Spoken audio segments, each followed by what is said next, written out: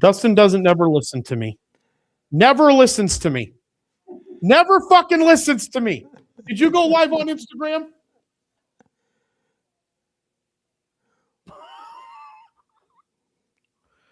I said, remember, we have to hit the go live on Instagram afterwards.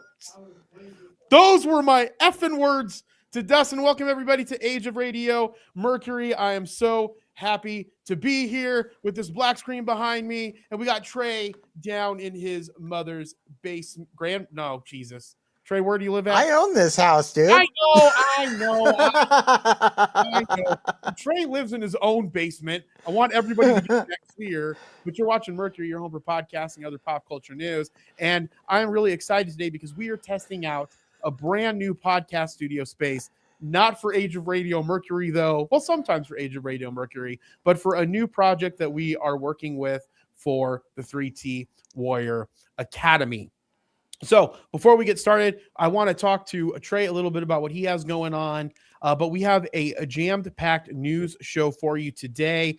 There is all kinds of amazing stuff. The one that I'm really excited about is that Warner Brothers Discovery signed a merger agreement with Paramount Skydance. So literally Skydance and Paramount is going to literally own everything. So I'm really excited to get Trey's take on that. We also we have everything announced during the March Nintendo Indie World Showcase. We have cheaper Audible for podcast lovers, and we have a bunch of other great news. So you guys want to make sure that you are staying because we have so much stuff in store. And I'm trying to get used to actually talking now because I don't have to run anything. And so this is going to be a little bit weird about how we're going to be doing this.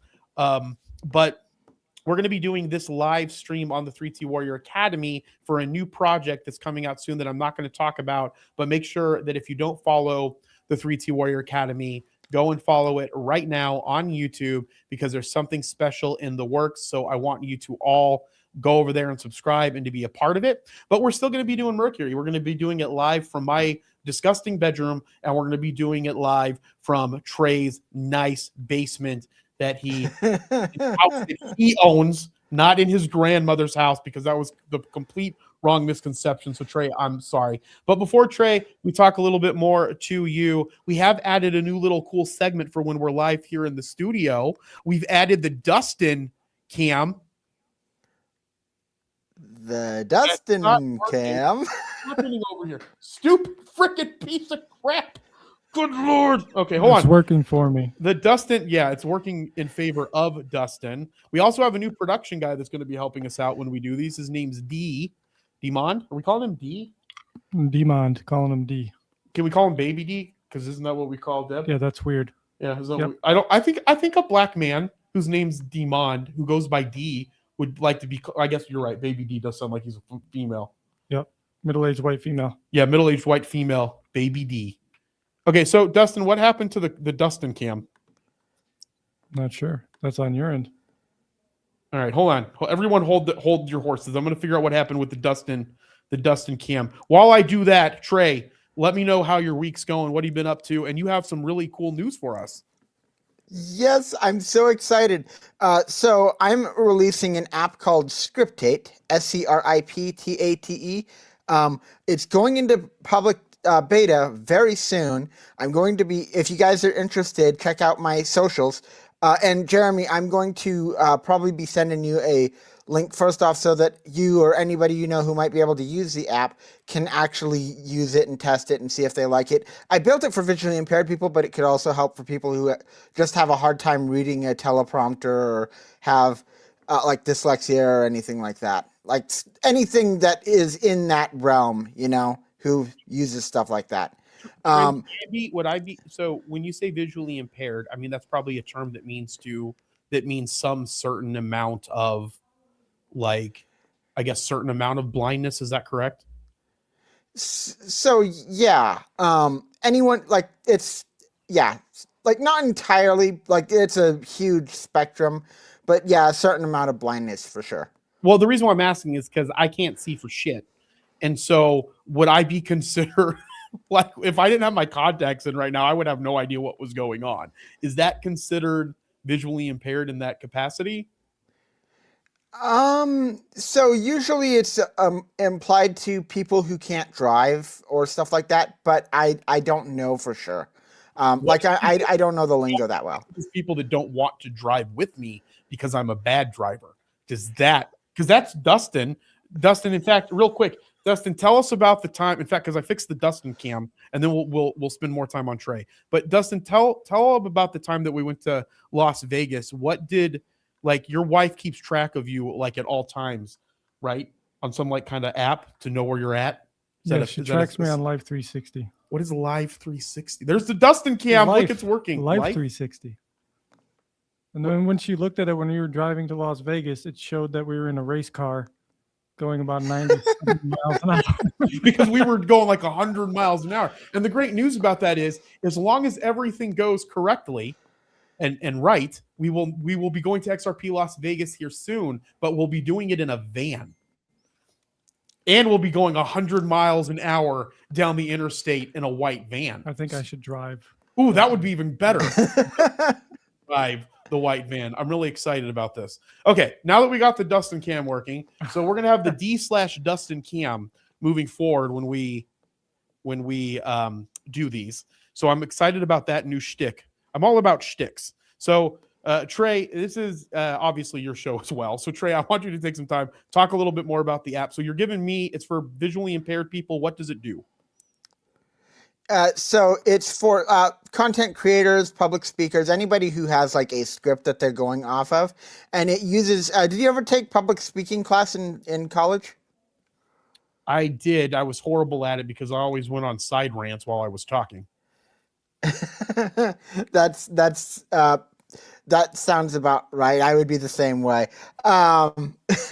So one of the things they teach you in that class is to write down like little clues, like 2 to 5 word examples to say what you're saying so that you remember what you actually want to talk about at that point.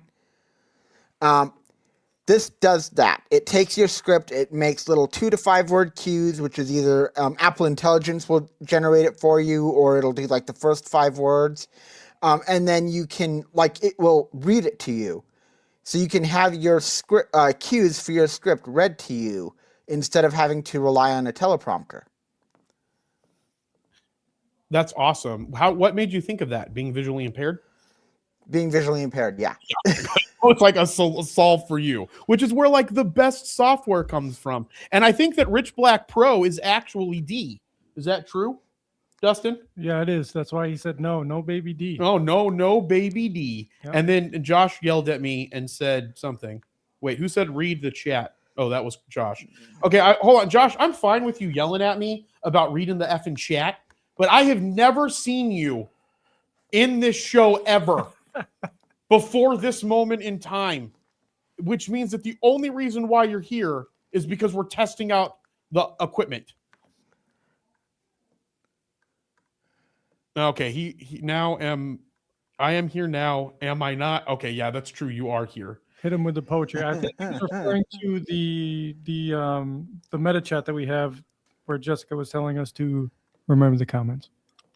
Yeah. Oh, well, no. Okay, well, no, that's fair. We always have to remember the comments. The thing is, I'm not 100% driving this by myself. I try to put the comments up here on the screen now because Jinx is always yelling about the comments being up there. Oh, that's what she was referring to. Got it. Yeah, or no, she's always about the comments. She cares about the people that are talking to us. Anyway, Trey, okay, when can I try this out? I'm gonna use it. I want to use your app. How do we test it? Hey, Trey, I met these people at the Talking Library at Arizona. Would this be something that they would be interested in? Maybe if they do scripting, I'm not entirely sure. I'm hoping that it's in review right now, or it's waiting for review. I'm hoping by next Mercury, I will have a link that we can put on one of our fancy QR codes or send to everybody so that everybody can give it a shot. But I will probably earlier than that be sending you a link. Okay, perfect. I can't wait for that. And guys, just so you guys know, you can go find Creator Trey everywhere on social media, and you can be up to date on these. He also has a Substack. He has an amazing Substack that he does that I'm supposed to be writing an article with him. And I haven't done any writing of the article or research because I've been focusing on building this podcast studio. So I just want to guys give you a little bit of a rundown of the podcast studio because I think it's kind of cool, especially from a content creator standpoint. First thing is we have multiple cameras. So our genius team, Josh and Dustin, they put a hanging camera right over here, and someone ran right into it. And then we were like, okay, we need to raise those cameras up or we're going to kill guests when they come in. So then they raised all the cameras properly, but then they were too high. So there was no way to actually look directly into the camera when you're talking. So we had to adjust some of that, which I'm kind of excited about. So I'm going to give you like a little rundown here. So over here we have a hanging camera if the con cam works, and it doesn't work because okay, now it works. I figured it out. Okay, so the Dustin cam. Okay, so we have a hanging camera right here. I'm excited about that. And then we have this camera over here. And then there's Dustin, or where Rich Black is going to be. Love that. I'm going to have to bring, when Dee does Mercury with us, we're going to have to find out how he came up with that, what is that, a handle? Look at how Dustin's looking at everybody. That's a weird, crazy look. I think we should stop. I think I talked to him about it. It's because Rich Black is technically a color. So when you're color grading video, you want to hit that Rich Black color so the blacks are actually black, if that makes sense. Okay, Dee, I just want you to know that Dustin stole all the thunder of you telling the story. I could be wrong. He just well, did you have that conversation with him? Yeah, but I might. Okay, then how could that? Because you could use Rich Black in print as well. So I don't remember exactly what he was referring to. Oh my gosh. Okay, Dustin, I want you to share the. Go ahead and share. I'm gonna take your off screen here. Go ahead and share the podcast table. Chat. All right, so this is the podcast table. You guys can kind of see how fat I am in this shirt. I'm really excited about that. So there's this here. But what's great about this is we can, if we have sponsors. So Duncan, I just want you to realize I drink your coffee every week on this show. So go ahead and make sure that you guys see this. Can you see that, Duncan, or is the okay right there? All right. Mercury's brought to you by Dunkin' Donuts. I don't know anything else about how that read would be. Trey, do you have anything about Dunkin' Donuts? Nope. I don't even think I've been in one. Never been in a Dunkin' Donuts? It's the second best coffee on the planet. And Dustin wait, Dustin, you guys have like Dunkin' Donuts all over Massachusetts, right? Oh yeah, that's the staple in the East Coast. Yeah, I love it. Love the East Coast. You can find a Dunkin' Donuts. They're like Starbucks over here, and their coffee tastes less watered down than Starbucks water. Anyway, so what's really cool about this is where we're going to be putting the news articles here in a moment, but you guys are going to be seeing them on the screen when we talk about the news. But before we talk about that, I want to talk about this little table here, because this table cost a ridiculous amount of money, and then we had to import it from the United Kingdom. And I'm not going to say what the price was, but it was definitely not worth the price and the time and the energy that it took to get here. But it does raise up and down. So, well, about that hasn't worked in quite some time because the power source will not work. So it does not raise up. Oh, no. All right, well, then get off the table. Then I'm even angrier at the table, and the table means nothing to me.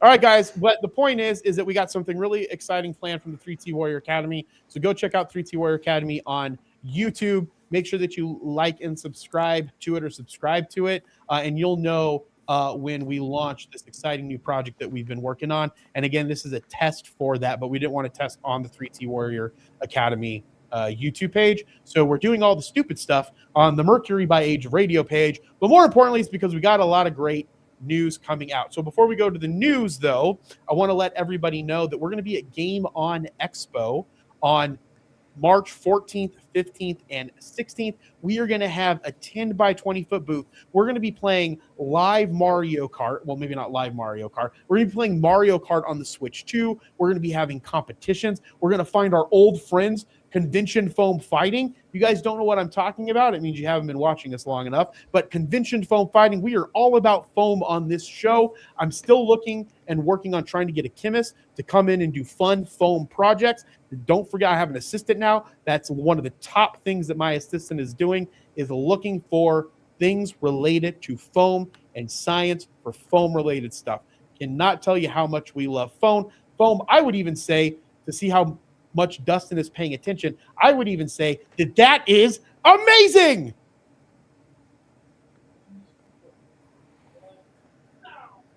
Okay, yeah, that's what I thought. Amazing's in here. Amazing's in here. That's crazy talk.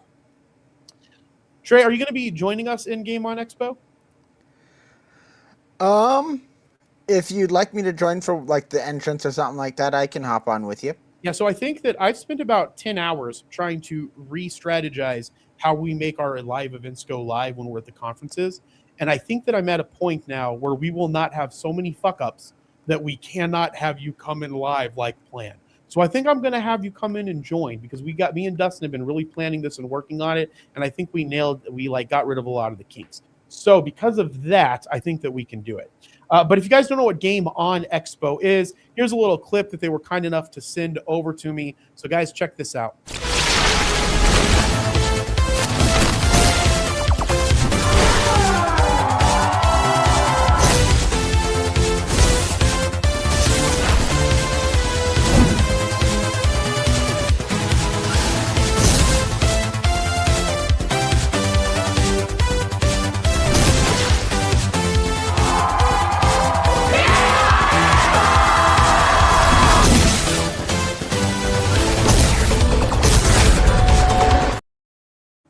All right, guys, that was Game On Expo. I am super excited.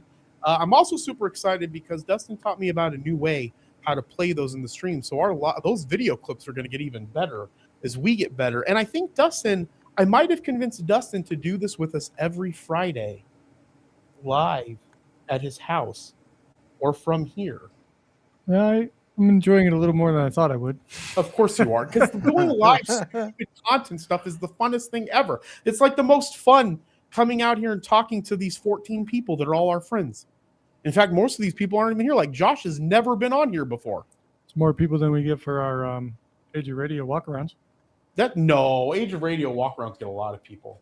Not live in the moment. Okay, well, on demand they get the most. I don't know. Yeah. Anyways, we're going to be at Game On Expo. We're going to be interviewing people from Arizona Cosplay. Like I said, we're going to be giving away some great prizes. We're going to be playing some Mario Kart on the Nintendo Switch 2. We might try to do a Street Fighter 6 competition. I'm still working that out, trying to find that out. And the great thing is we've added multiple camera angles this year. So we're taking a lot of the live events to the next level. But with that, Trey, I haven't heard from you in a little bit. How are you doing? You still doing good? I'm doing fantastic. Yeah. All right, well, we're going to move to some news articles. Breaking news, Warner Brothers Discovery signs merger agreement with Paramount Skydance. Warner Brothers Discovery on Friday formally signed an agreement to be acquired by Paramount Skydance. The two companies announced, setting the stage for one of the most consequential media mergers in recent history. And Dustin, that is your cue to throw the news articles up on the television screen and share them to the audience.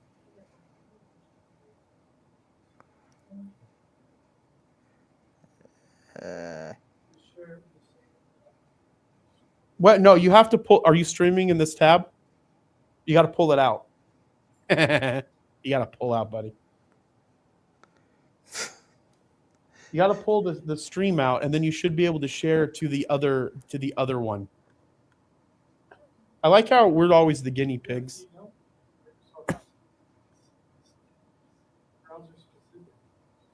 Oh, so you do have to in Google then. We have to take a note of that. All right, well, going back to the old way of doing things, let me share it. Oh my God. You can't share them on the screen though. I thought you said you couldn't.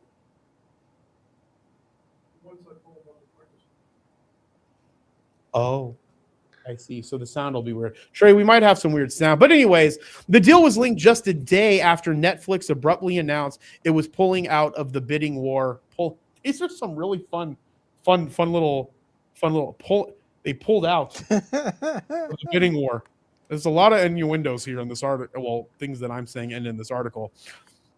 Discovery Studio and streaming assets effectively closing the curtains on a corporate battle that had riveted Hollywood. Paramount Skydance offered $31 a share, values WBD at roughly $77 billion, and includes the Warner Brothers Film Studio, the HBO Max streaming platform, and a portfolio of cable channels, including CNN's Netflix including CNN. Netflix's proposal did not include the cable assets. The takeover bid, factoring in WBD's debt load, comes to a grand total of more than $110 billion.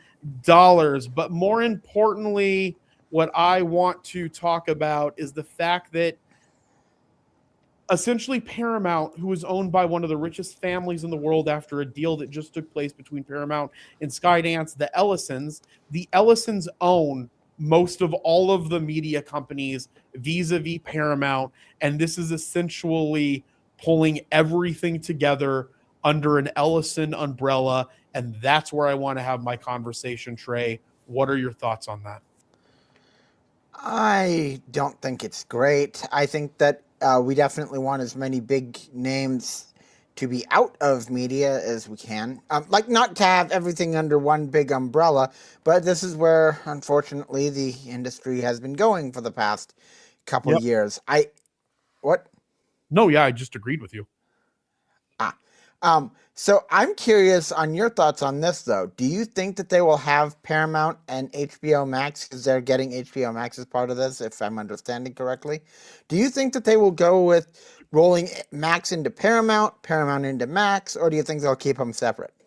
I think that they will keep them separate.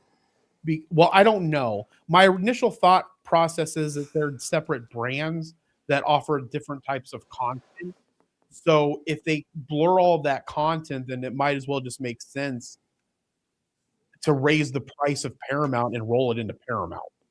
Like, we're just going to have, because we would have a very large subscription. We would just have a very, very large subscription cost for all of these media companies being in one streaming platform. Yeah. And it's one of those things where I could actually see them doing separate just because it is. Because right now, how much is Max? It's like $15 or something like that. I would imagine. All I know is I pay hundreds of dollars for streaming services a month, and I own all of them. And it causes me great strife in the middle of the night when I'm trying to sleep. Yikes. Jeremy hates the Ellisons because they are friends with Trump. That's not 100% true. I hate all people. No, I'm just joking. I'm just joking. Rich Black said, can't wait to see what that merger brings us in the theaters and streaming platforms. I mean, that's very true. But I do think my feeling is that it is from a content standpoint of all being on one streaming platform, I'm a fan of. What I'm not a fan of, whether it's left or right, and hating Trump, not hating Trump, I don't think that and again, this was true when it was all owned by a lot large liberal companies. So I'm against both sides of it. I do think news has to be the most biased as possible. And now there is a CNN is now going to be the first time, from my understanding, being owned by more of a right-leaning company. So or ownership from like the head ownership. So I'm curious to see where the news aspect of CNN goes from this standpoint. Not saying that it's been biased it has not been biased in the past with left-leaning stuff. It's just that I would really hope that there's a really strong push for news companies and news media to be as unbiased as possible. I can see that for sure. Yeah. Absolutely. All right, moving on. In some other breaking news, everything announced during the March Nintendo Indie World Showcase. This is where I don't know how our, sharing of the content is going to work out. And I've just lost everyone on my screen. Is that a true story for what's happening over there? No, I'm still seeing everything. Fantastic. Could be wrong. It's working right over there. Great, Dustin. I'm really proud of you. Nintendo hosted an Indie World Showcase this morning and was this morning, Trey, or was this another morning? March 3rd? I think this was Tuesday or Wednesday. Yeah, just so everyone knows, because I was doing all of the setup for this podcast studio, I did not read any of the articles, which is usually what Trey ends up doing, not reading any of the articles, even though he finds them. I do find. I also have been. What's that? No, go ahead, Trey. I just said I don't. It's not it's an excuse. It shouldn't be an excuse. I also was very busy this week. Oh, because of your app that you're launching? I'm just kidding. Yes. Okay. everything announced during today's Nintendo Indie World Showcase. We have, it looks like it was jam-packed with announcements. There's a lot to go over. It showcases highlighted 12 games alongside 6 more in a quick but exciting montage. So let's see what we have here. It's not even up on the screen. I don't know what I'm doing with Dustin. I don't see it up on this screen. Is that not going to be possible It's anymore? up.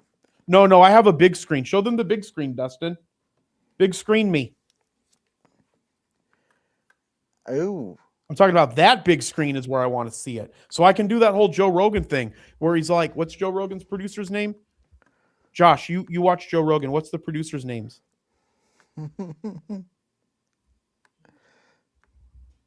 Is it Jeeves? All right, because I can be like, Dustin, pull up this article. And you know how Joe Rogan does the thing where he's like, that's what he's doing. He's looking at this big giant TV. Joey, his name's, I knew Josh would know it. It was Joey. It was Joey. Trey, do you listen to the Joe Rogan podcast at all? No, I don't.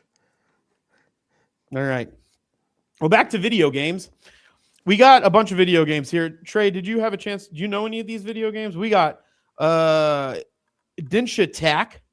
We got My Little Puppy. Let's watch that one. Let's watch My Little Puppy. That looks so cute.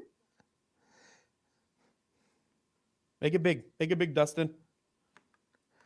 Full screen. Make it bigger. I'm so excited for how big this is. I know. I'm really excited about it not playing. Who the hell's Joey then, Josh? Okay, it's Jamie. All right, well, I guess we're not going to watch this. I guess nothing works ever. All right, well, this looked like a cute little fun game. You could play as Bongu, a Welsh corgi who has crossed over the Rainbow Bridge after waiting for an eternity. He had to wait for an eternity? He picks up the sin of his owner and goes on an adventure to find him in the afterlife. That is so sad. That's so sad. Okay, Dustin, try to play it again. Oh, I know why. Dustin, your audio is probably not going to the right place on the actual Microsoft because it happens to me. I don't know. I'm going to play it. Let me play it. Hold on. Everybody, Trey, tell people about stuff. I'll be right back. I'm going to put you front and center. It'll be great. Okay, well, while we're doing that, I'm going to go ahead and talk about the Discord. If you guys are not part of the Age of Radio Discord, you can go to, I believe, discord.com/Age of Radio to join. We do trivia questions. Last week's, I did not get a trivia question out this week, but last week, Therma was the one who won the trivia. And there's all sorts of fun stuff like the Anime Roundtable, which Jeremy and I might talk about a little bit later. We'll see if we have time.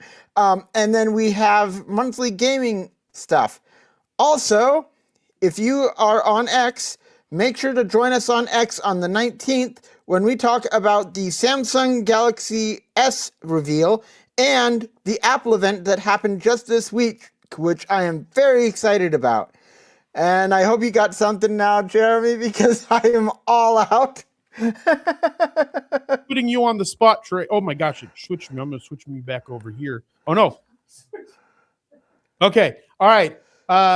Trey, what happened at the Apple event? They released it. Real quick, I want to touch on this. I know the show's all over the place today because we don't know what we're doing. Apple's releasing like a Neo Mac. Yes, they are. A cheap $600 MacBook. That guy goes against everything that Steve Jobs was about. And it also goes against their advertising, but that's something we'll have to talk about on the 19th, I think. See, that's what I'm saying. Mario brought it up because he's always giving me crap about Mac. And he's like, Mac just brought out this really inexpensive Neo. The Neo part looks really cool, and I'm supportive of that. But it just seems like Apple's so behind in innovation that now they're just grasping for different versions of the same thing that they have to make money. Yeah, I don't know about that one. It could be. Again, 19th. All right, we'll talk about it on the 19th. Although I think something's happening on the 19th, and I needed to talk to you about that. But we'll figure. Wait, they're doing something on the 19th, or we're talking about it on the 19th. It's at the spaces, right? That's the X spaces, yeah. Okay, we'll talk about that at the X spaces. Trey just talked about that, but I was trying to fix the problem with Dustin, which we didn't fix, but we solved the problem. So, Dustin, bring back the cute little puppy that's trying to get its owner that died.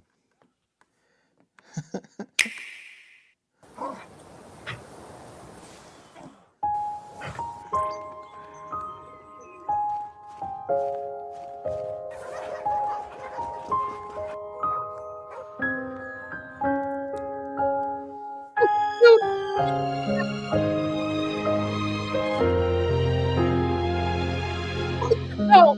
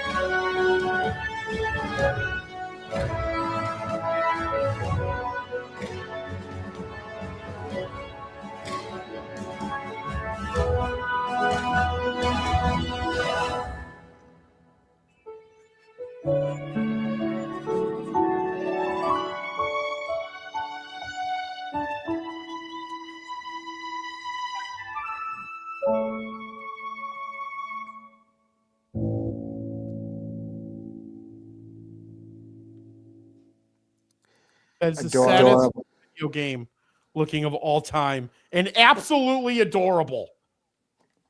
Absolutely. Also, ooh, bad echo. I'll try and stop while we got the window open. Oh, that's right, because we're on Edge, huh? Yeah, it's going to have a really bad echo. Why is the video so blurry? I wish I knew why the video was so blurry, Dustin.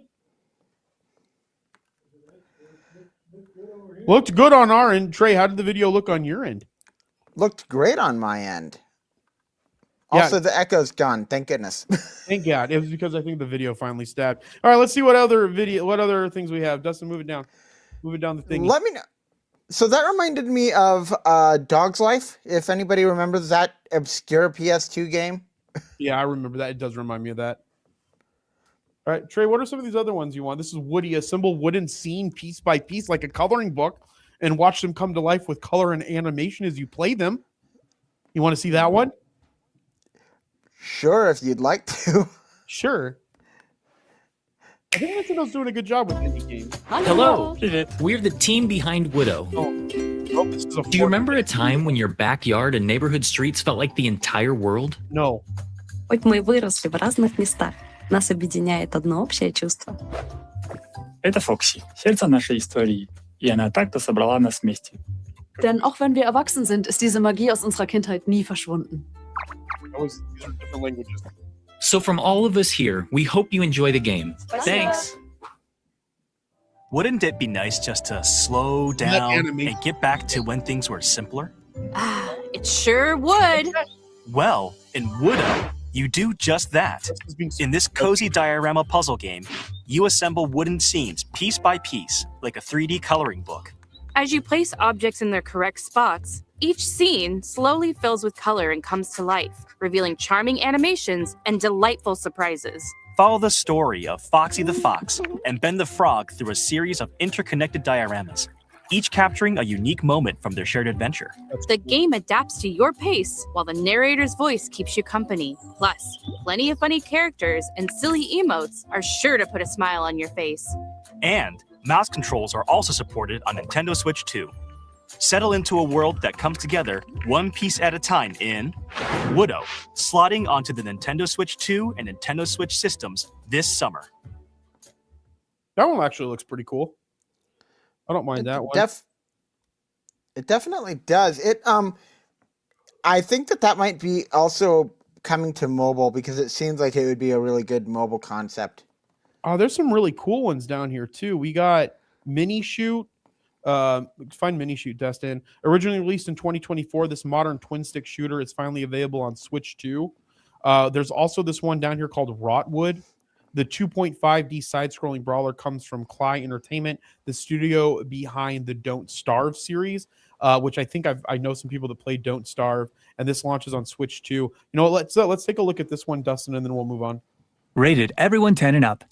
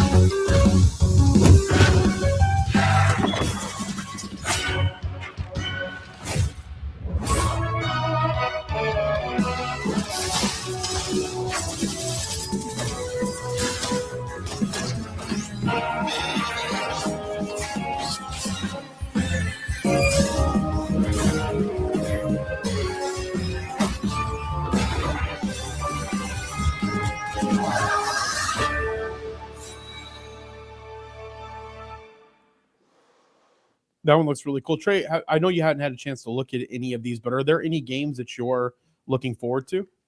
Not here, but in general.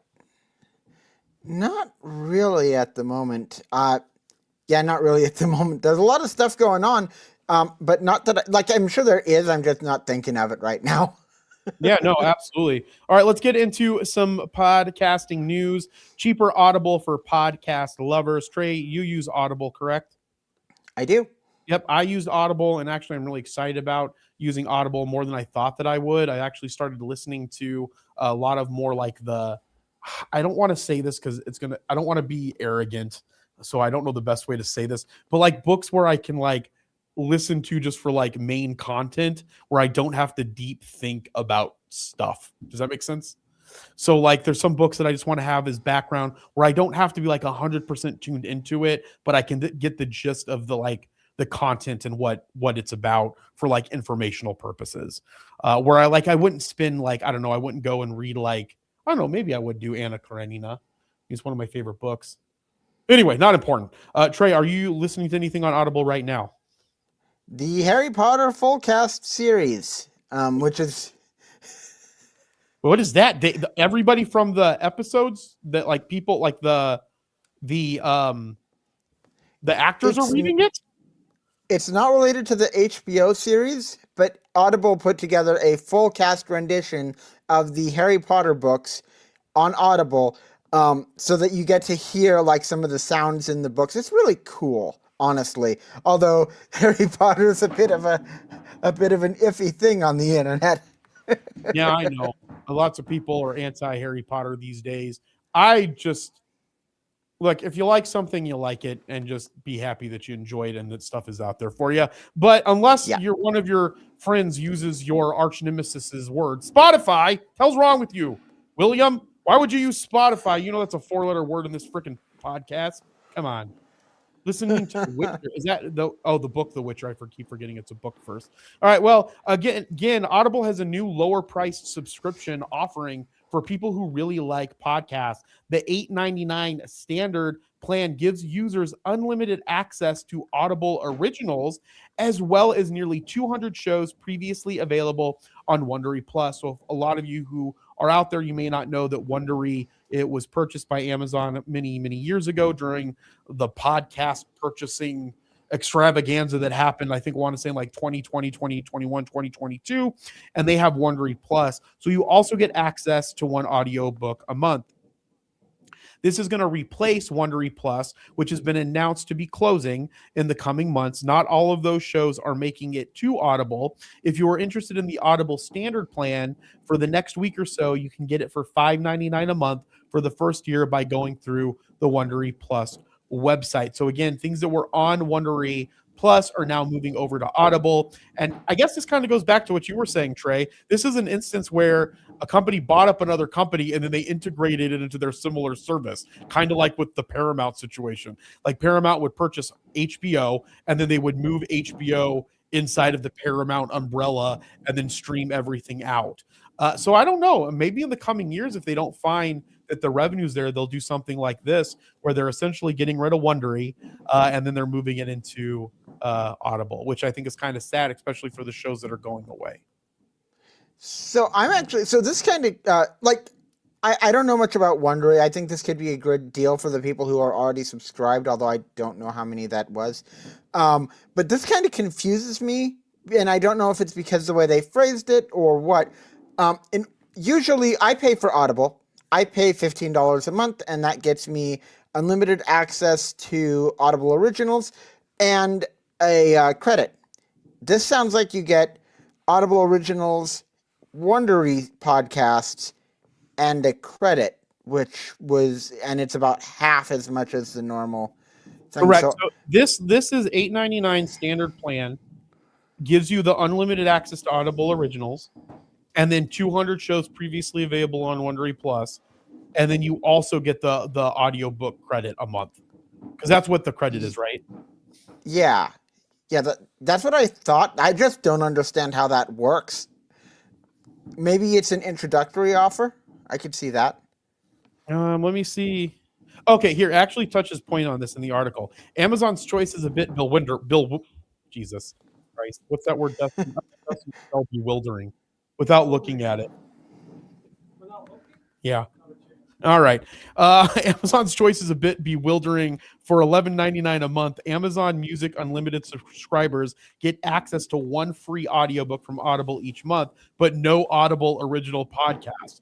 Or Audible's Premium Plus is $14.95 a month, which gives one credit a month for an audiobook, i.e. one audiobook a month, though these credits only expire after 12 months, but no music, and you can buy a different plan, still called Audible's Premium Plus plan, for $22.95 a month, which gives you 2 credits a month.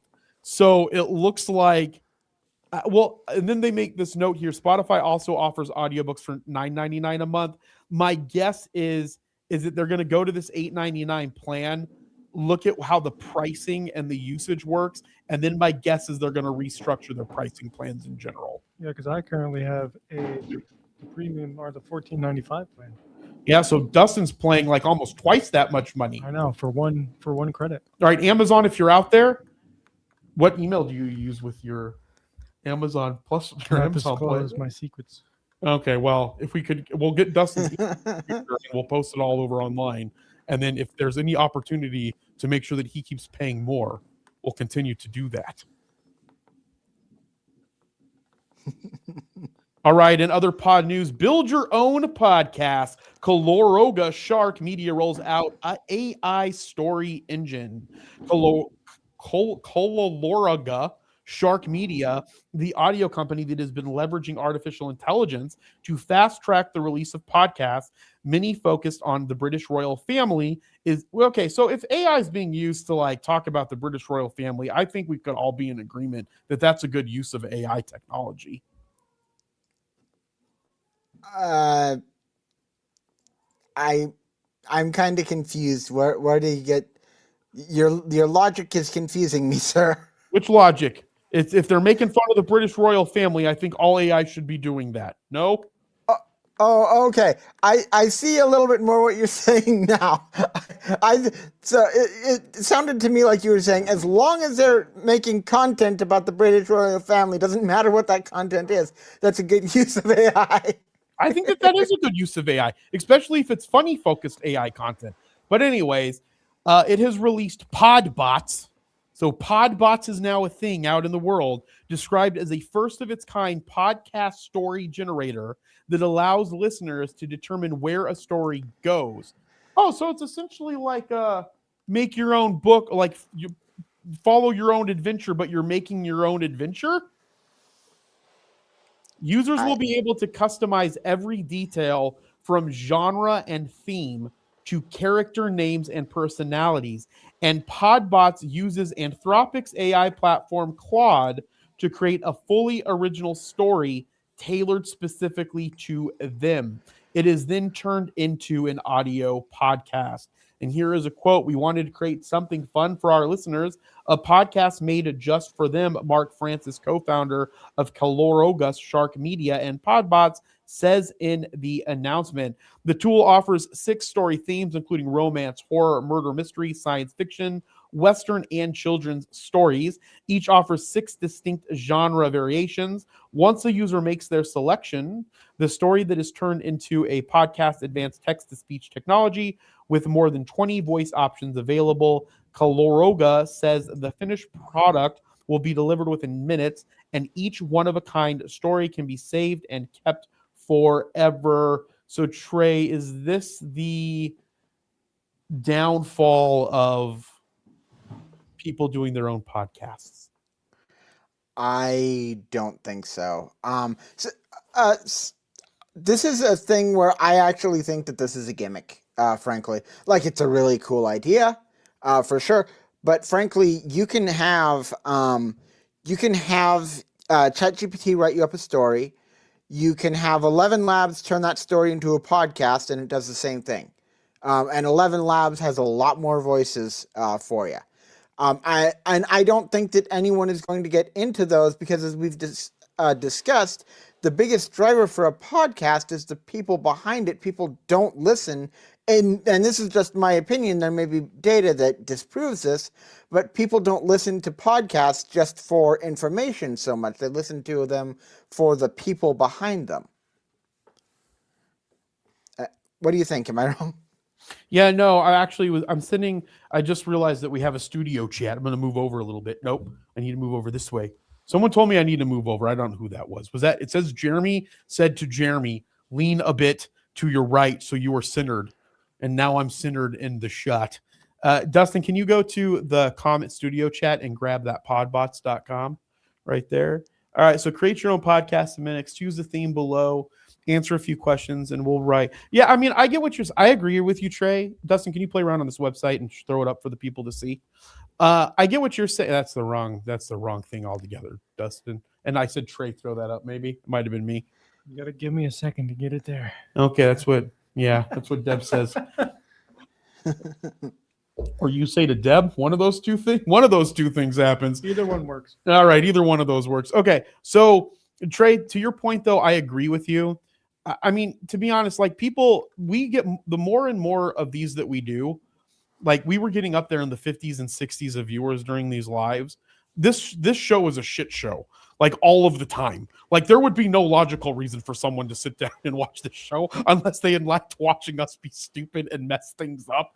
And that's the entertaining aspect of the thing that we're doing, not necessarily always the content that we're talking about specifically on this show that's been growing it over the years and more people getting to know us. So to that point, I think that you're right.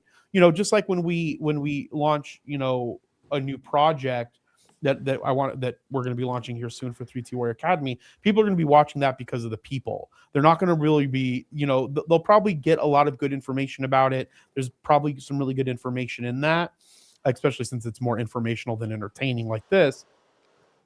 But I think that you're right. As we've discussed in the past, the reason people choose to listen to people is because of the fact that it's the content creators that they enjoy, and that's the reason why they're going after it. And you lose that with things like this. So for a gimmick standpoint of us maybe talking about it, maybe even making a podcast this way, it might be beneficial, but I think that you're right. It's more of a gimmicky thing. And I don't think that we're ever going to lose the personal fun touch of humans watching other humans do something that is entertaining to them, or listening to them, learning from them. What else? Dustin, can you scroll down this a little bit? How it works: pick a theme and customize your $6. AI writes your personalized story. Listen with professional narration. All right, well, I got to spend $6 because StreamYard billed me $500 because they thought that we needed a business plan. To be honest, they probably sent me a notification somewhere and I just didn't read it and didn't opt out of it. And then they just charged me $500. But that's outrageous, StreamYard. You guys should be ashamed of yourself. We need more content creator products and services that are less money so people can make a profit and do what they love for a living, for the love of God. Pod Digital Media taps One Venture Group to link podcasts with major live events. I've moved on, Dustin.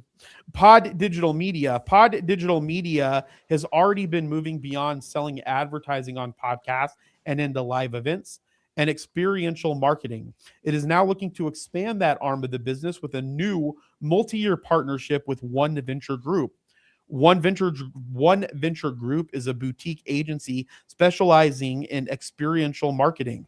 Under their alliance, PDM, reminds me of PDA, and One Venture will work together to connect podcasts and live events for brands looking to reach their engaged audiences. The partnership will see podcast integrations and creator-led media developed to tie into live events in more than 30 U.S. cities.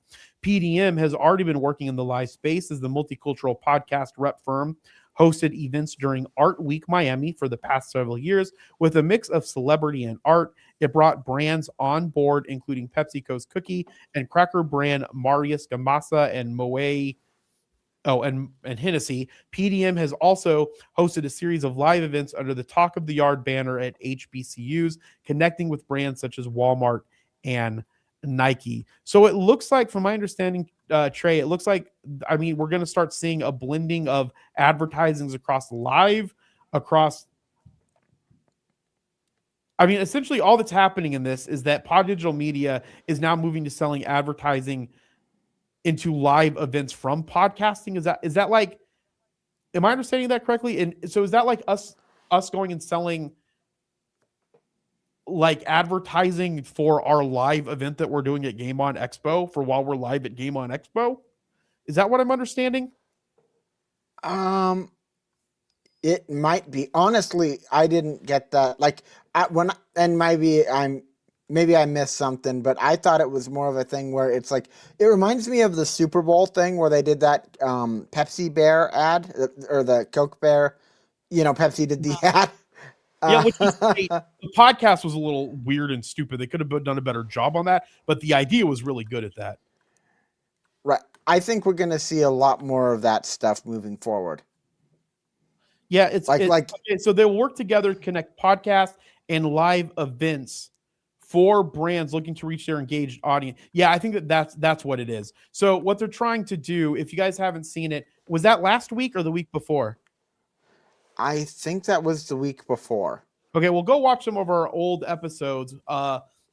If you're watching this on Instagram, go to the YouTube at Mercury and watch some of the old episodes. Coca-Cola did this really cool thing where they had an advertisement that was at the Super Bowl. And then that advertisement concept bled over into a podcast with the Coca-Cola Bear and Theo Vaughn. And it was a Pepsi ad. And it was an anti-Coke ad, so it was a Pepsi ad, correct, Trey? Right? They were making. Yeah, it was a. Yeah. So essentially, the Coke Bear chose Pepsi over Coke, which was hilarious. And then he went on the Theo Vaughn podcast to talk about all of the things that had happened since he started drinking Pepsi. And then he got caught at a concert with another bear drinking a Pepsi product or something, and kind of like making fun of that Coldplay situation with that CEO executive who got caught with his mistress or whatever. And so they did this cross branding. And I think that that's actually a really good place for brands to go.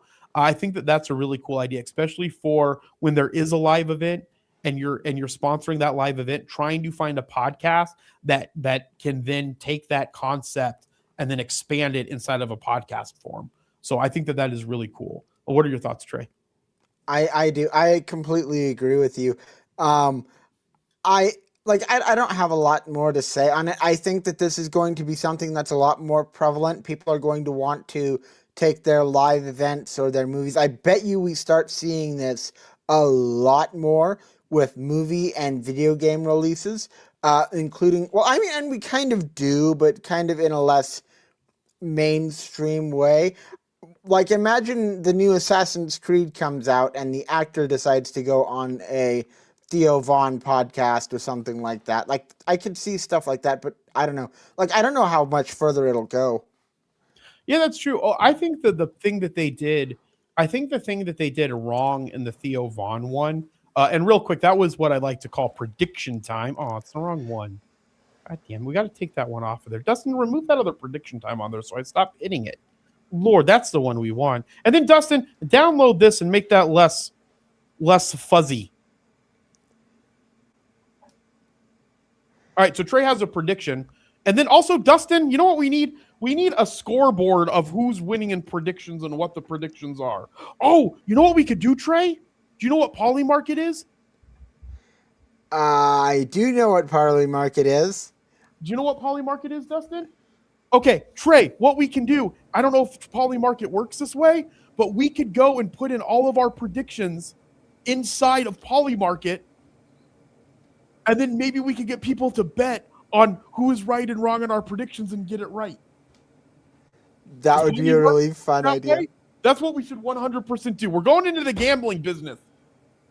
Dustin, look that up. That's the main thing that you should be focused on. Everything that we talked about this morning about Merlin and 3T, out the window. Go and don't do that. Okay. All right. That's actually not a bad idea. I'm going to look into that because that would be a really cool add-on shtick to what we're doing here. Trey, do you look at Polymarket on a regular basis? No, I kind of steer clear of that of a 10-foot pole. I don't like a lot of those. I think it's kind of scummy, but that's just my opinion. Oh, no, it's hands down completely unethical and should be very scummy. But for our purposes, it's humorous, and so we should really promote it in that specific aspect of it. But gambling, if you have a gambling problem, and I think Dustin knows some people with some gambling problems, I just want you to know there's help out there, and we'll, if you ever need anything, reach out to us at support@ageofradio.com, and we'll get you the support line you need for gambling. And I'm half joking, but I'm not joking because gambling is a serious problem out there, and just want everyone to know that we're watching out for Dustin and looking out for him. I'm going to try to keep the silences going as long as I actually can. But no, I think that would be a really cool idea. But I think that you're right. This is where they got wrong in the Theo Von one, though, is they did the Theo Von podcast with the bear as an advertisement inside of the podcast. I think what would have been cooler is even if they made a 15, because think about it this way. Podcasts go out on threads, right? So a podcast, if it's a real podcast, it's going out on an RSS feed. If you're on YouTube, it's pushing out onto the YouTube. So what's really cool that is a possibility for them, they could have literally pushed a thread out for that podcast episode, was that Theo Von sits down with the Coca-Cola bear. And that would have been the notification that they would have gotten on their phone. And then they go to that and go, oh, cool, I want to listen to that.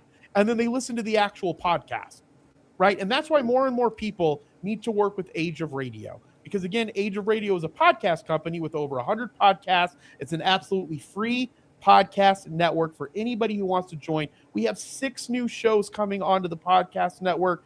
Everybody is starting to finally see the value in what we're trying to do at Age of Radio by trying to help content creators succeed and help them distribute, help them grow, and help them monetize their podcast. And if you're a business out there and you're looking for interesting ways and creative ways to monetize, please reach out to us at support@ageofradio.com or at adspace@ageofradio.com, and we would love to have a conversation with you. With that being said, Trey, did you mention anything about Discord? I want to make sure that I did. You make fun of. Okay, that's what I thought. William, he did mention something about Discord, and you need to come into the Discord, because for the life of me, if I do one thing before I die, it's making sure that old man William is going to be in that Discord. That's what I want to and you had a really good idea about the Assassin's Creed. That would be really cool. And we do have a really cool video here from Assassin's Creed founder. They gave this to us specifically to us. That's not true. It's in an article. Couldn't even lie that one. Couldn't even do that one straight because it's just not true. Let's play this and see how long it is. Hello, everyone. My name is Jean Guédon. I've been working on Assassin's Creed for more than a decade, starting with AC1 up to Origins. I've seen this series grow from a bold experiment into something that spans generations of players, immersing them in pivotal moments of history that still resonate today. I know how much this series means to our teams and how much it means to you. I also know how much scrutiny surrounds it, especially lately, I've recently stepped into a new role, overseeing the Assassin's Creed franchise as head of content. And part of that responsibility is making sure we maintain a clear, consistent dialogue about our vision. One that fully embraces the franchise's roots and DNA, while also pushing toward innovation and exciting new experiences for you to discover.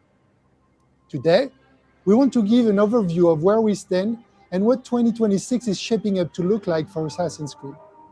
It won't answer every question you might have about the future, but we hope it still gives you plenty to be excited about.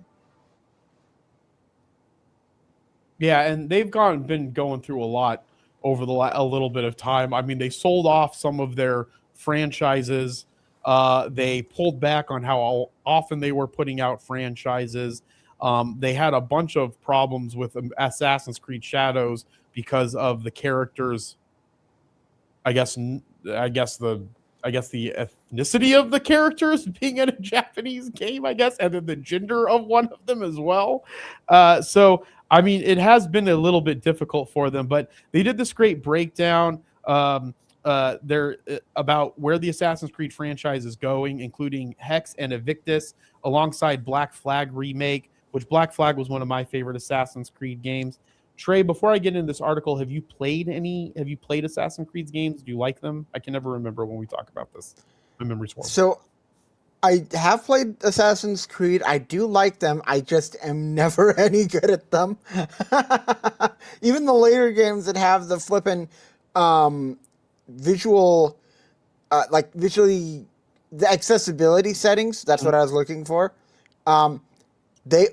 I just have the hardest time with them, especially because they don't always do a good job of telling you where stuff is on the mini-map, so it just gets super difficult. But that's neither here nor there. Black Flag, though, I wanted to mention, I think that is one of the best received Assassin's Creed games of all time. Yeah, so that one, and then so Black Flag is amazing. Josh's Origins is fire. And so I haven't played Origins. That's one of the only I haven't played Origins, and I haven't played Valhalla. The Odyssey is fantastic. Shadows is really good. I thought Shadows was really good. The problem is I sit down to play, and then another game comes out, and then I start playing that game, and then no games get played because I work all the time, even though Dustin's trying to get me to play games more and not work all the time. But we have all this cool stuff. So I don't know. I mean, look at all that. Oh, I took down the Dustin cam. I'd show you all the cool stuff again from all of our hard work. But that includes Dustin's hard work too. So I guess it's everybody's hard work.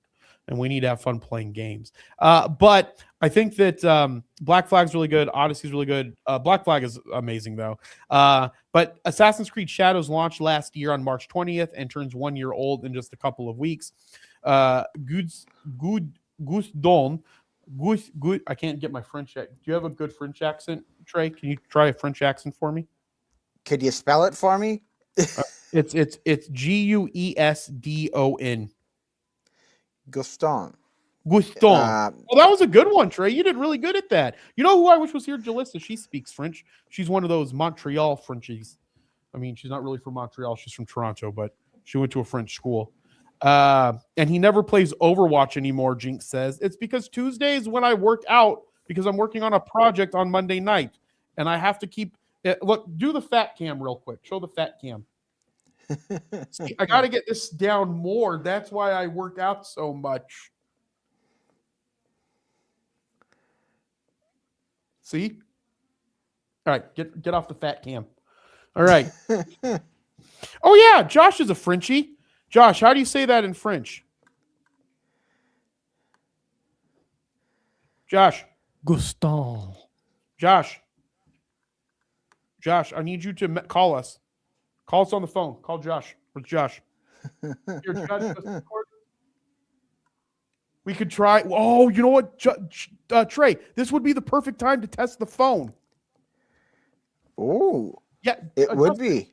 Dustin, we need it. You got a USB-C to phone jack? USB-C to phone? Yeah, see the port on there? Hold on. Trey, entertain people. I'll be right back.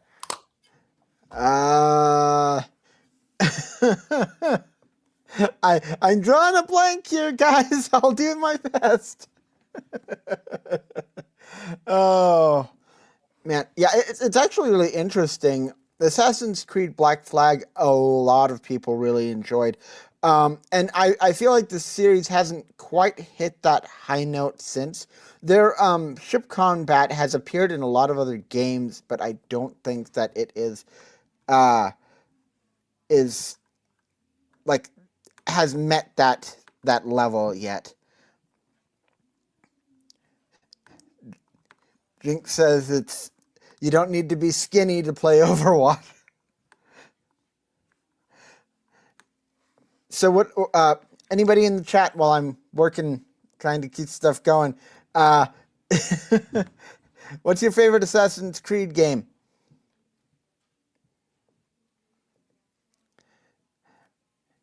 Mine is probably Black Flag. I'm not even gonna lie.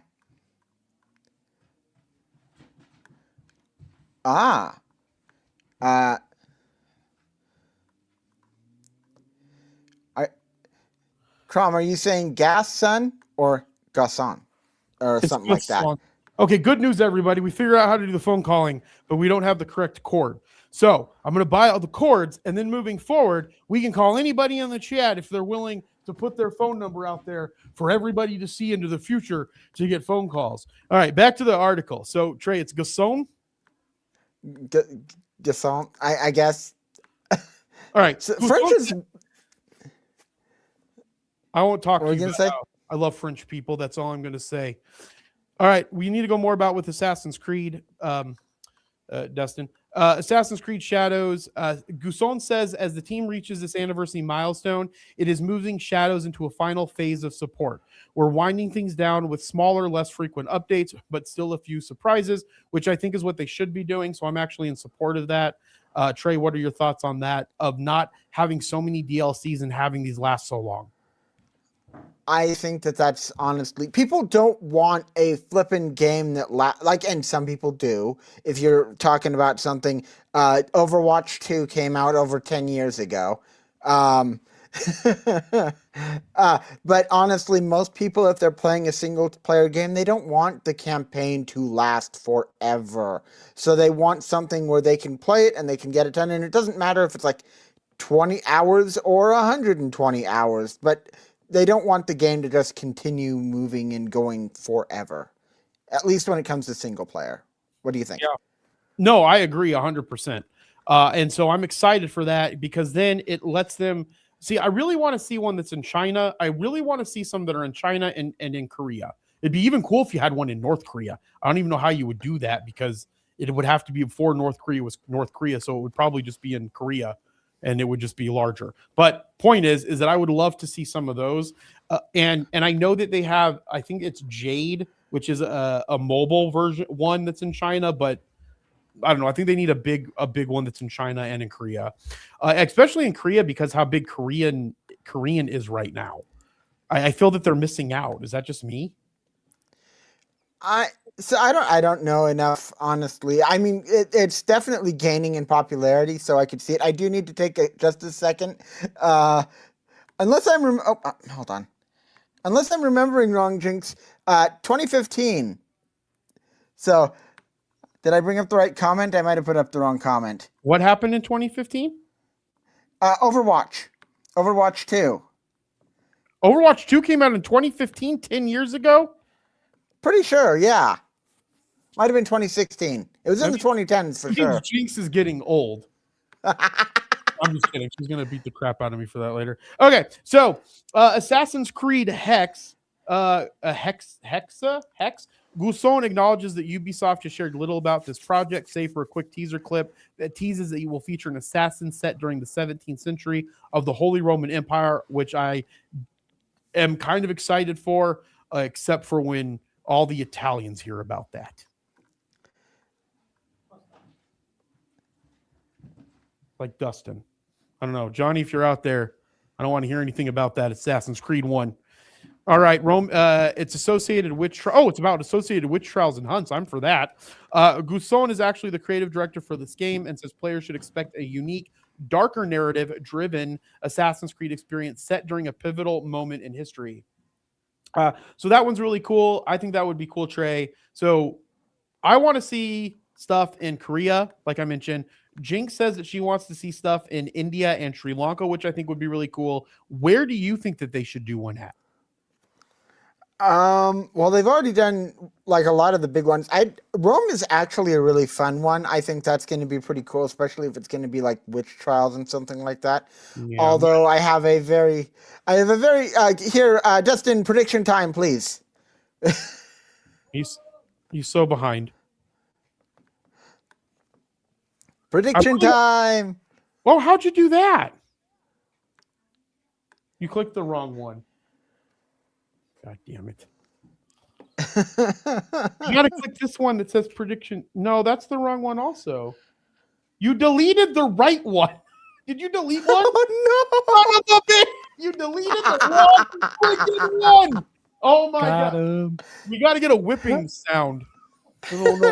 Although, except we, we're not going to use the whipping sound when D's the person. Only when Dustin's the person. I think would be the safest bet on that one. D, I hope that you are out there and you still love us. Okay, so Holy Roman Empire, Dustin messed everything up. Now it's time for prediction time with Trey. Right. So I have a funny feeling that the assassins, especially because of the way the game is set up, are going to be on the side, like they're going to be seen widely as witches inside of the game. I have a funny feeling that it's going to be in the... Oh, yeah, 100%. I agree with that. This is not a good poly market one. No. I have a funny feeling that it will be... This will actually be really interesting because the Templars are going to be in the most amount of power, unless I'm getting my times wrong, which I could be based on how much I messed up Overwatch. Well, I don't know if I guess 17th century... Wait, so you were wrong on Overwatch? Yeah. The chat was moving too fast for me to bring up, but apparently 2023, according to Jinx. Oh, yeah, because Overwatch 1 was in 2026. It's all right. Everybody's old. It's just part of life. Gusan says Assassin's Creed codename Invictus is a PvP multiplayer experience led by a team of For Honor veterans at Ubisoft Montreal. He calls Invictus a new approach to multiplayer in the franchise, but it isn't quite what the rumors have suggested.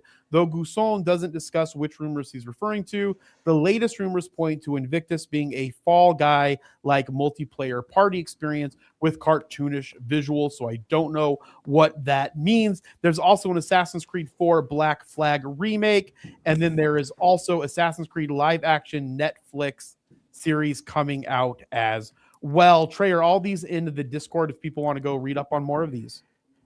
Yes, well, this article is for sure. I don't think I went into all of the separate different areas, but this article is on the Discord.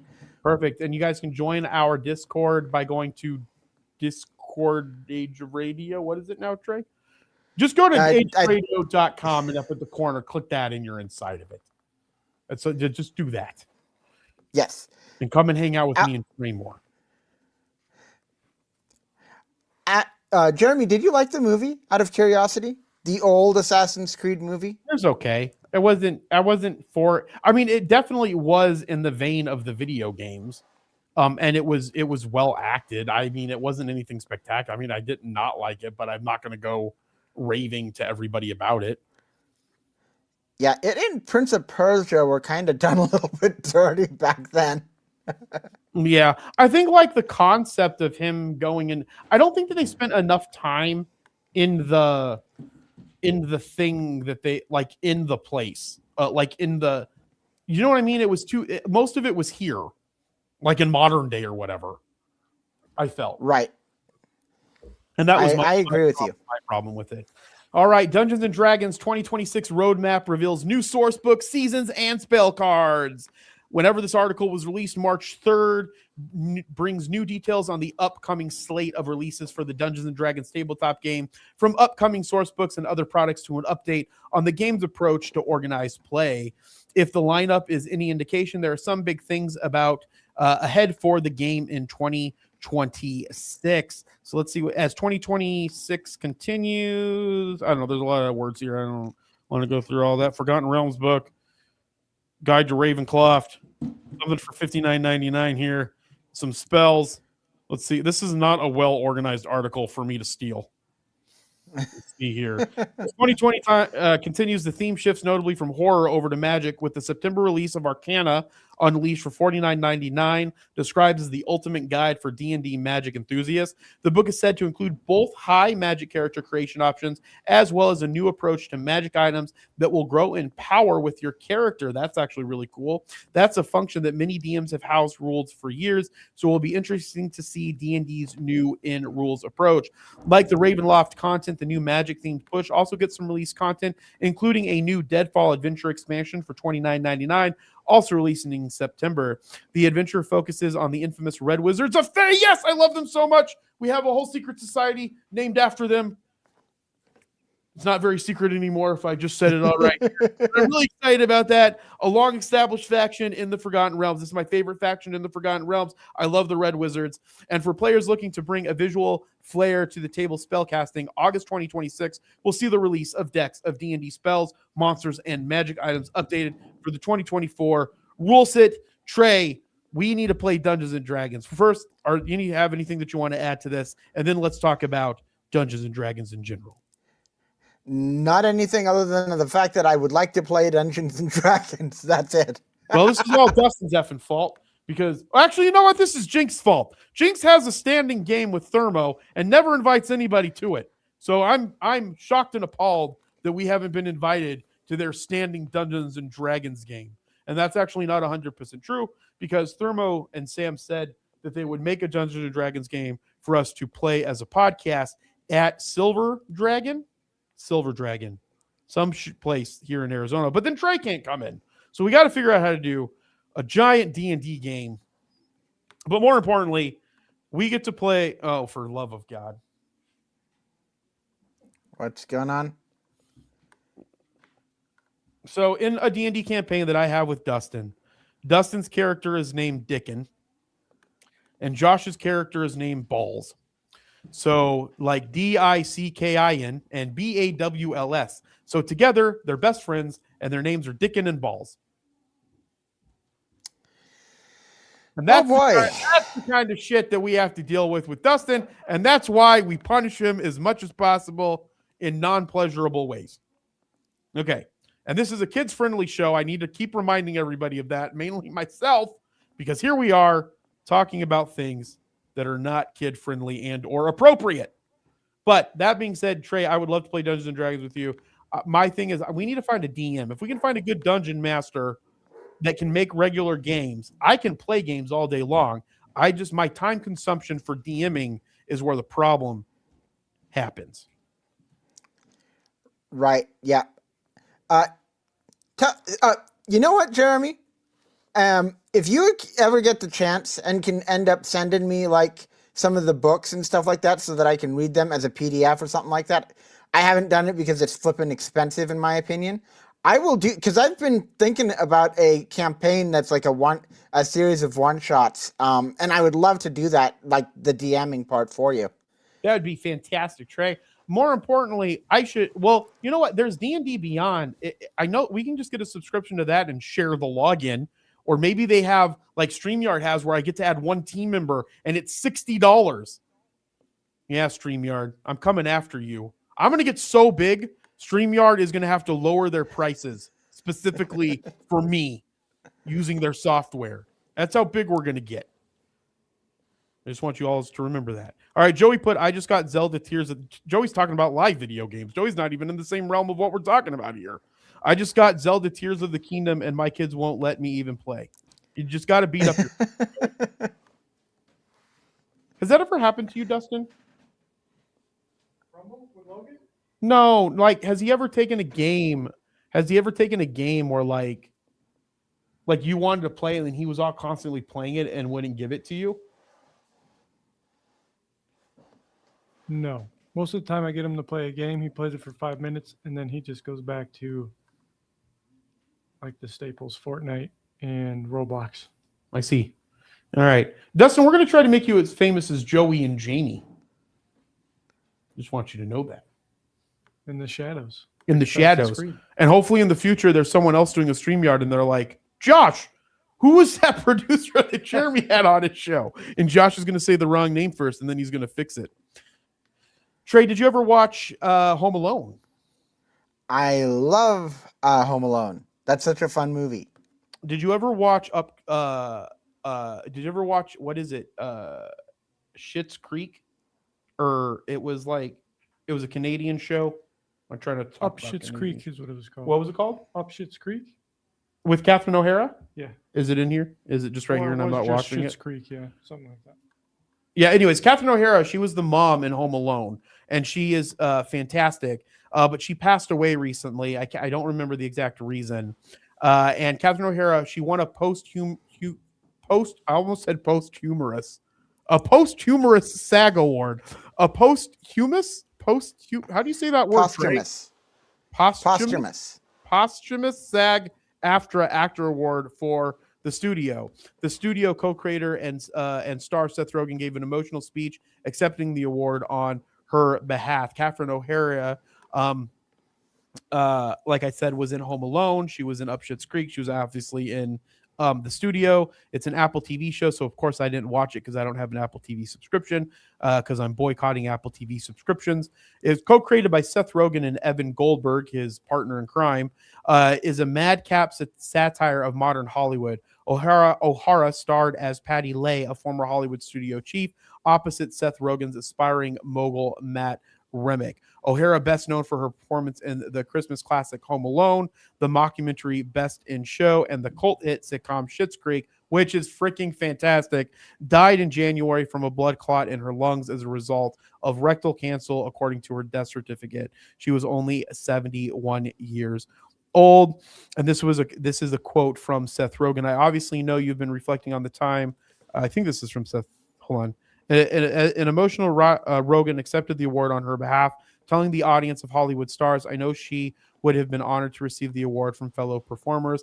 I obviously, have been reflecting on the time I was fortunate enough to spend with her, working with her. He said, something I've just been marveling at these past few weeks was really her ability to be generous and kind and gracious while never, ever minimizing her own talents. She knew she could destroy, and she wanted to destroy every day on set. So we'll remember Katherine O'Hara. I can't remember. I think it's O'Hara. But Trey, did you ever watch Schitt's Creek or anything? I did not watch Schitt's Creek.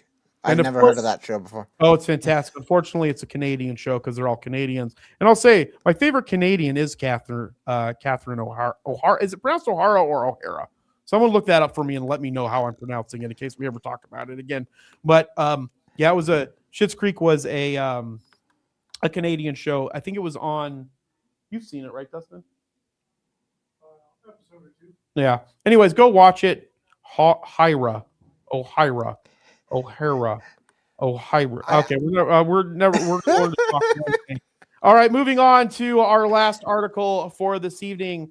The Brady Bunch house gets historic status in Los Angeles, and let's just go ahead and steal this clip from the Today Show. It'll last 3 minutes long. It'll be great. Let's watch this bad boy. What are they going to talk about for 3 minutes? Stage, and the exteriors of the house were just used to establish scenes. But that didn't stop a bidding war in 2018, with HGTV buying the ranch for $3.5 million and creating a new show, A Very Brady Renovation. Cast members taking Today on a tour of the construction site. I literally did not even know where this place was until 1990. Yeah, most people on the show had never been actually inside this house. The actors from the Brady Bunch tore down the interiors and helped recreate their TV home, including that staircase. Cast members telling Savannah and Hoda about the renovation turned reunion in 2019. Now, you were saying, Marcia, that Maureen, that you guys don't get to really get together like this all that often. Yeah. Right. It's been a really long time since all of us have been back 15 together. years. Yeah. Wow. Now there are new owners who opened the house to the public for the first time last fall for limited private tours. Oh my God! I am freaking in an episode! A piece of historic Americana that became the star of the show. That's the way we became the Brady Bunch. know about you guys, but I always wondered how they packed themselves into that tiny house, that huge family. Yeah. Turns out it was a little bit of TV magic, much like this is. Oh, you can stop it. That's not with these people. That's why we do our news the old-fashioned way, not knowing what we're doing and then talking about it sporadically for an hour and a half. That's the way I enjoy it. Trey, did you watch the Brady Bunch at all? I did, but it was so early in life that I barely remember it. Like flashes is all I know. Yeah, when I used to have to go to my grandmother's house, great grandmother's house, and was babysat because I was raised by a single mom, single mother, and so she had to work all the time, so forth. That's where I got my good hearty work ethic that no one else appreciates around here. Dustin, all right, and so I used to go there, and in the afternoon there was like the Brady Brunch, there was like I Dream of Jeannie, there was like, well, those might have been Nick. I don't know. I feel like the Brady Bunch was part of that, but the reason why I feel blessed for that time was because it introduced me to Get Smart, which is a Mel Brooks show, and Get Smart is one of my favorite TV shows of all time, and I love that show. I know I'm going off topic here from the Brady Bunch, but I just want more people to watch Get Smart by Mel Brooks because it's just a fantastic show. But Brady Bunch I was never really a big fan of. I thought it was kind of stupid. What I did like was the movies that were made that kind of poked fun at the Brady Bunch. The Brady Bunch 1 and 2. Jessica, are you still on here? Do you remember those shows? Let me know. Trey, did you ever watch those? They were movies. They were movies that were made in like the 90s of the Brady Bunch that took scenes from the show and put them into like small sections of the movie. But they were like living in the 70s, but they were in the 90s. If I did, I don't remember it. Too young. Those were actually pretty funny. And Trey, you're not that much younger than me. I'm not saying anything. I'm just, yeah, we're going to leave it at that. All right, everybody. Well, Trey, do you have any, before we get into closing thoughts, is there any articles that you want to touch base on that we didn't get to touch base on or any other news? Nope, that's everything.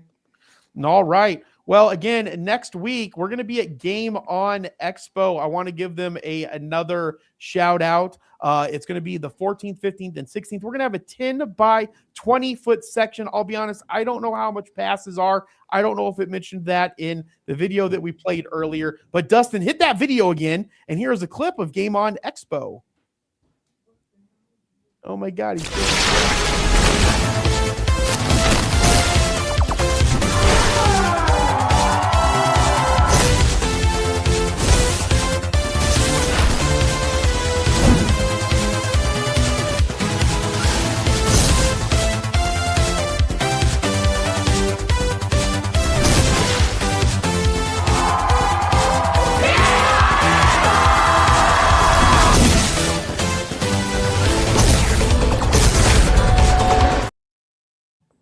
All right, guys, you can buy passes at Game On Expo. We're going to be in section 1113. I'm going to have a few hosts with me during that event. We're going to try to stream in Trey. We've never successfully been able to do that at a live event. So I'm really looking forward to how we're going to do that. Not how, we know how to do it. That we're going to do that at this live event. I'm also going to have Chuck part of the day, or the Foul Mouth Heathen. I'm also going to have Joey part of the day from the Geek Collective. And I want to give a shout out to Joey. He was at Arizona Comic and Arts Festival last week. And there were people that actually came to the Arizona Comics and Art Festival to buy the Geek Collective book, I Need Your Skin. So make sure that you go over to geekcollective.com. Is that set up, Dustin? I don't know if that works. I don't think so. Okay, everybody go over to geekcollective.net. Does that work? That's up to Joey. All right, everybody go over to Geek Collective on Instagram and Facebook and make sure that you follow, because Geek Collective not only makes their own comic books like I Need Your Skin and publishes them and launches them, it is we also help, or Geek Collective also helps with public relations for artists who have an idea. We look at the idea, or Joey does. He takes that idea, he helps them do a Kickstarter for it, and he gets it out the door to help them create their content. And that's what we're trying to do at Age of Radio. Our whole goal at Age of Radio is to help content creators share their stories, whether they're individuals or brands. And we're looking for more ways to do that and more products and services. And one of those services is not only what Joey does with Geek Collective, but also what we do at Age of Radio. So if you're interested in joining the growing Age of Radio podcast network, I'll show you some of the new podcasts that we have coming on next week. Maybe not, because next week is going to be Game On. So this show will not be happening specifically at this time, because we'll have all kinds of shows going on that Friday at Game On Expo. And we have a lot of stuff in store. We're going to play some games. We're going to talk to some guests. We're going to try to get the girls from Final Fantasy VII. And by girls, I mean the voice actors. I don't mean like there's girls from Final Fantasy VII that are dressed up there that are coming over to the thing. Like, we're looking for voice actors. We're taking our interviewing to the next level. So with that, Trey, any last words and calls to actions for the amazing people that are here? I don't have much else to say. Check out you can find me just about anywhere at Creator Trey. My Substack is creatortrey.substack.com. I post occasionally there. We look out for a combo between Jeremy and I eventually. And again, come back next week where hopefully I'll have a link ready for you if you're interested in the app. But that's all I got, Jeremy. Back to you. Absolutely. And I want to throw this up here too. Joey said he just got a message from a fan who loved I Need Your Skin. So go check that out. Go follow Geek Collective on Instagram. Connect with us. You know, even though we're really big stars now and everybody loves us and knows us, I try to think that we're down with the people. So I want to talk to the people at the events. We're all about having fun and being with the people. We don't have big heads, right? We're not going to let stardom go to our heads. Right, Trey? Right. Oh, look at that. We added a clap sound. Dang! How are you doing that from Zoom? Okay, well, he's not going to tell me because he has a stream deck over there. All right. And we introduced the Dustin cam, which I took off the screen, but be more for the Dustin and D cam. I'm really excited for where we're taking this in live at the studio once a month. And then again in my dirty bedroom. And Trey owns his own house in Montana, and he's in his own basement. I just want to reiterate that. Guys, I will have a new episode of Age of Jeremy out. I also have a new Age of Jeremy Conversations. I will have a new video with a lovely woman named Lucia, and she makes cookies and bakes cakes. That will be a video coming out in the next couple of weeks on the Age of Jeremy YouTube. So make sure that you check that out. And we're working on all other kinds of on-demand content for not only Age of Jeremy, but also for Mercury. So make sure that you follow Age of Radio everywhere at Age of Radioverse or at Age of Radio, and follow me at Age of Jeremy on Instagram, Age of Jeremy on X, at Age of Jeremy on LinkedIn, because we have so much stuff in store. We are just getting started. And as I always say, be thankful, grateful, and kind. And we'll see you next time. I forgot what I say. The caffeine's kicking out because I stopped drinking caffeine at 2. I love you guys. We'll talk with you soon.